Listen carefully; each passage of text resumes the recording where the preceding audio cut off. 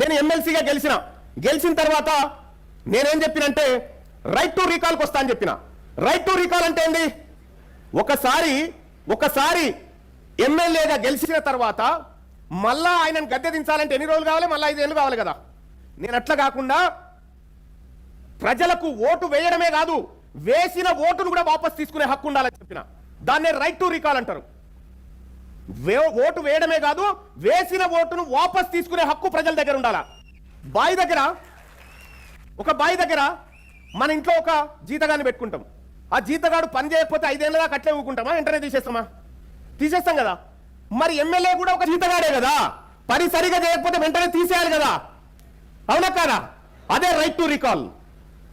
రేపు తెలంగాణ రాష్ట్రంలో తెలంగాణ రాజ్యాధికార పార్టీ మీ అందరి ప్రేమతో అధికారంలోకి వస్తే ఫస్ట్ రాజకీయ నాయకుల జుట్లను తీసుకొచ్చి మీ చేతుల్లో పెడతా. అప్పుడు ఏమైతుంది? భయం స్టార్ట్ అవుతుంది. ఎవరికి?